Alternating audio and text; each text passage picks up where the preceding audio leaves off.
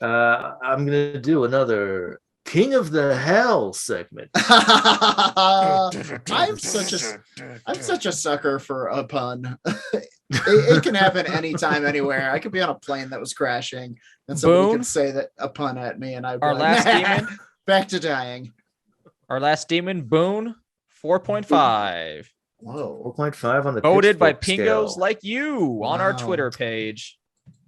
All right, yeah. So this is the segment where we pick a random demon from hell, and we rate them out of 5 pitchforks based on 3 criteria: as grotesqueness, threat to humanity, and heaviness, as in metal. Sure. So this week we're going to do Asmodeus. Oh, dang! Pretty heavy hitter. Heavy hitter for sure. So first off, a little couple things about him. He is the demon of lust, a prince of hell. I don't think we've covered a prince yet. Sure. All of the 7 princes represent the 7 deadly sins. This one is lust. Okay. But also includes jealousy, anger, and revenge. And in the Zoroastrian religion, he comes from the same being we think that would have been wrath and revenge. Okay. A lot of stuff going on with Asmodeus. His chief objectives are to prevent intercourse between husband and wife. To prevent preventing intercourse between husband and wife. Wreck new marriages and force husbands to commit adultery. Whoa, Asmodeus, king of home wrecking and cock. Leave us alone. You fuck. An interesting thing. Yeah. His lust is really just destroying marriage. He wants the sexual energy get off on it that would be wasted otherwise. So he is the son or perhaps husband of Lilith, or possibly both things. Okay. And she is the prime succubus of Christian mythology. It's all adding up. So it does make sense. The Witcher 3 is making sense. Oh God. He's also one of the chief demons involved in cases of possession. Throughout history, he's been regarded as one of the most evil of Satan's infernal demons. He's usually portrayed, and we'll get into usually portrayed as a sexually licentious creatures. Like all kind of chimerid together. Here's how he's described in the Lesser Key of Solomon. He appeareth with 3 heads, whereof the first is like a bull, the second like a man, and the third like a ram. He hath also the tail of a serpent, and from his mouth issue flames of fire. His feet are webbed like those of a goose. He sitteth upon an infernal dragon, and beareth in his hand a lance with a banner. Wow. So hot. The dragon is also crazy, because the dragon is a lion with a dragon's neck and a dragon's wings. All right. Is that a dragon? Sorry. Right away, I hate to be this guy, the devil, but is this a dragon or? Right away, I'm picturing Howard the Duck. A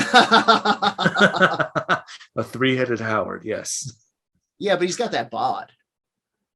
He does. I mean, he bones Leah Thompson in that movie, doesn't he? No, I meant Asmodeus. He comes very close to boning her in that movie. Like, I think he chickens out. Yeah, very close. Ultimately, he chickens out. Thankfully, somebody somewhere in the process of that movie being made looked George Lucas in the eyes and said, "What? We can't. No, dude, it was originally." We already hired a pederast to play the villain. Yeah. And this is that guy scared the shit out of me for decades, and now we know. Now we know why. When he has the transformation at the end. Oh yeah, scary. And he tries to have sex with Ferris Bueller.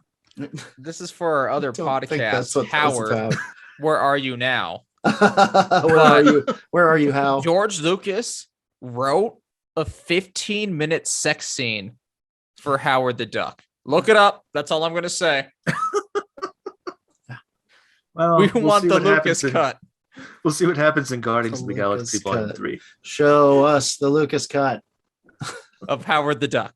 Of Howard the Duck, please. Nothing else.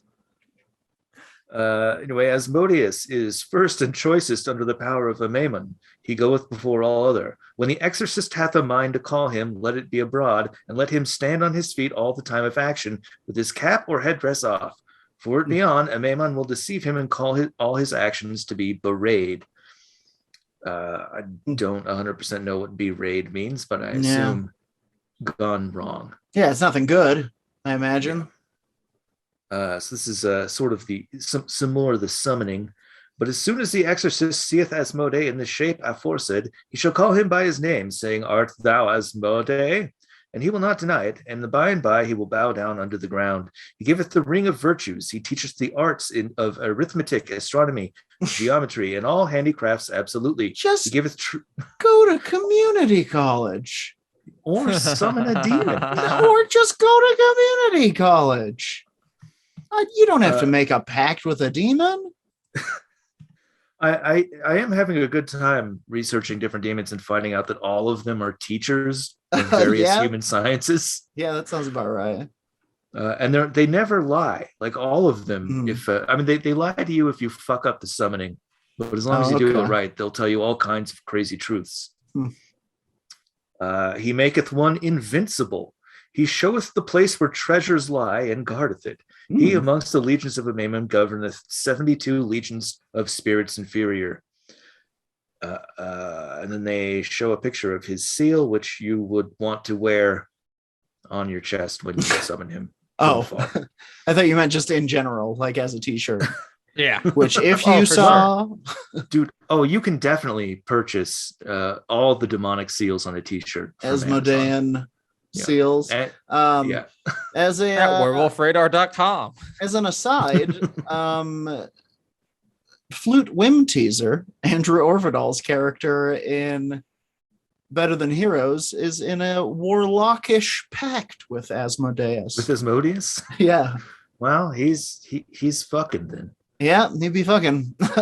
or specifically not, apparently. Well, not his wife, but other people. It's not other people. Sure. He can commit adultery all day as long as Asmodeus is involved. Right. Main threat to humanity, is mainly adultery, I guess. He's stopping intermarital sex and just destroying the nuclear family, which is the best kind, the healthy sex with the love and such. He doesn't support monogamish. Sure. Full on, get out of there. Here is, I guess this would be part of the heaviness, the ephemera. Sometimes according to Hebrews, he's the son of Nama and Shamdan. Prior to his fall from heaven, he was part of the seraphim, which is the highest order of the angels. Sure. Other Hebrew legends does say that he might be the son of Lilith and Adam. From Frasier? Yeah. Once Frasier leaves her while cheating, she joins up with this dude Adam and gives birth to the demon that sent Frasier astray. I should have known. The book of Tobit tells how Asmodeus lusted after a young woman named Sarah and killed each of her 7 husbands before the marriages could be consummated. Yowza. With an 8th suitor, Tobias, in her life, Sarah prayed to God for help. God sent down the angel Raphael, who instructed Tobias in how to make an incense of the heart and liver of a glanos fish, which would drive away Asmodeus. After Tobias and Sarah were married, Asmodeus appeared in their wedding chamber to kill Tobias, and the incense worked, and he had to run away. Wow. Even more awesome is he was the lead demon that was summoned by Solomon when he gathered those 72 together. Oh, okay. To build his temple. I thought you meant like in the band. In Testament or on lead demon.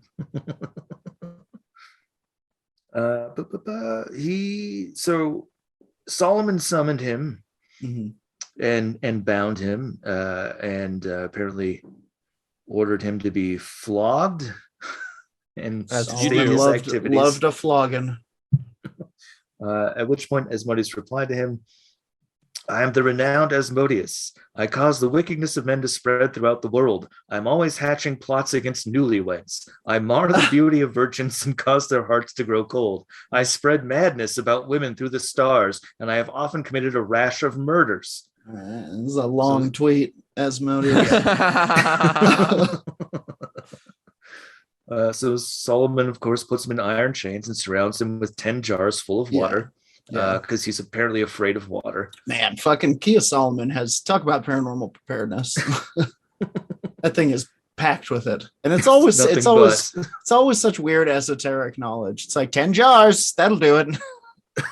That's about the right amount. Oh, right.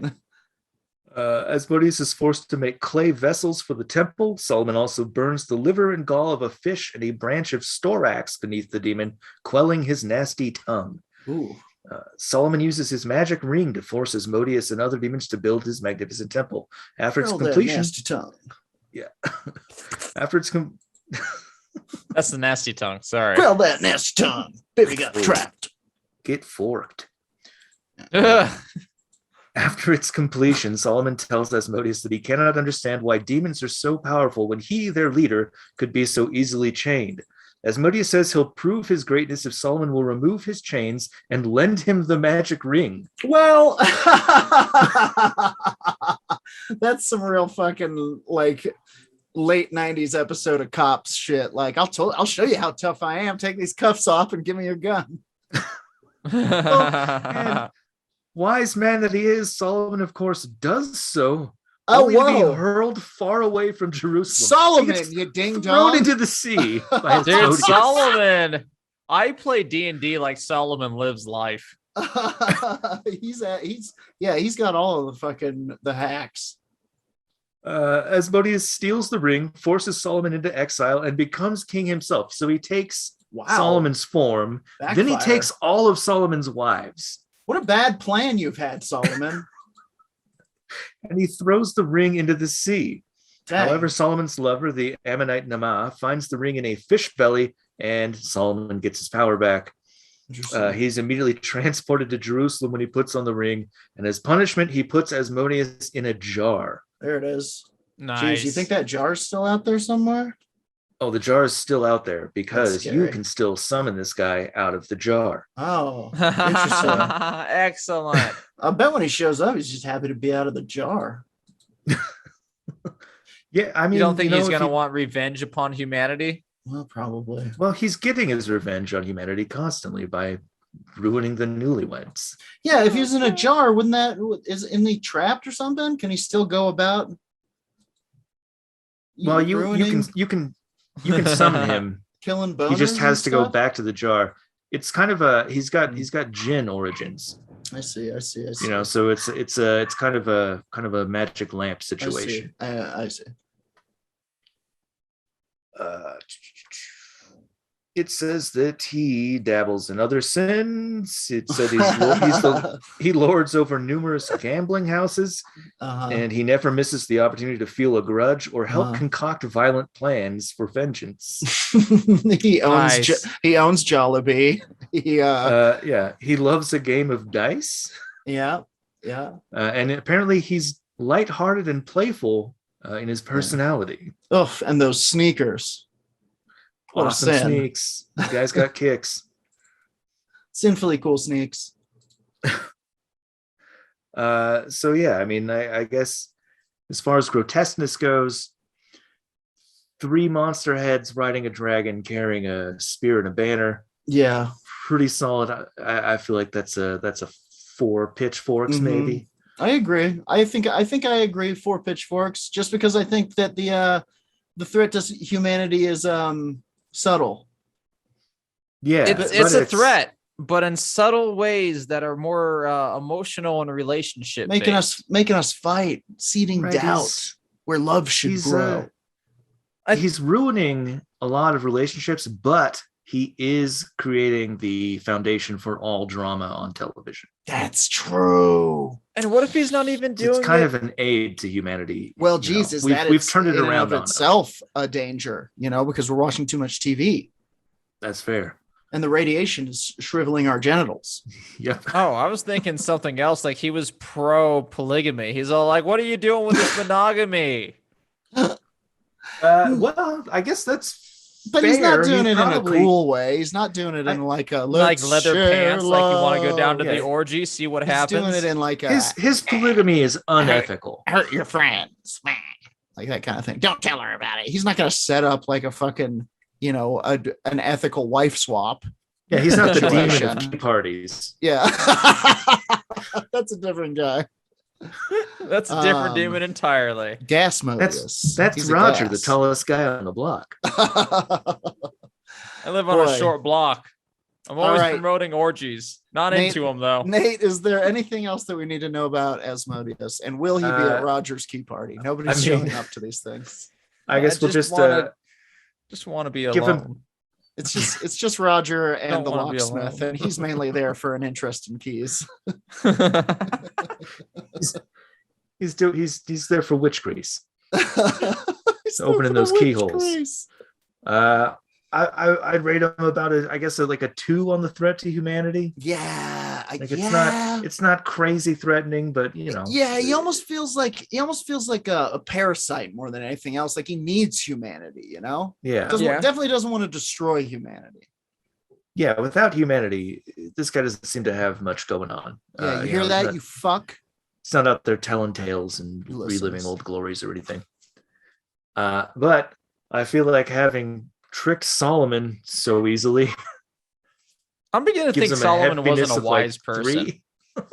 Yeah, Solomon got thrashed, that's for sure. I'm surprised that it didn't happen again when he came back. I do like the idea of Solomon walking out of the sea just like, I risk fresh and Asmodeus. Walking the fucking fish in his beard. Hilarious. All right, y'all. I think that does it for another episode of Werewolf Radar. We'd like to thank you, our listeners, for listening and screaming when appropriate, and then remembering that you're safe and laughing. Ha ha ha. Mm-hmm. We'd like to thank Adam P for kicking it in the Zoom room this whole damn time. Adam P. Hell appreciate it. Glad to have you, pal. We'd like to thank Chuck from Snappy Little Numbers for our intro and outro song. We'd like to thank you for going to iTunes and giving us a 5-star review so that other people can find the show. Because if you give us a 5-star review, it kind of pushes our show to other people, and we'll get more people to listen. And what else? Send us your ghost stories. It's Halloween. We want to hear your true ghost stories. We would love to be reading some of your ghost stories. Tweet them at us. I do have one that we have from Phil Corridor. He wrote what happened to him. We'll share that maybe next week. Phil Corridor, Vape Lord of Denver, with a tale for the ages. Can't wait. Until next time, as always, our Werewolf Radar sign-off line. Punch the sky! Spaceman Joe!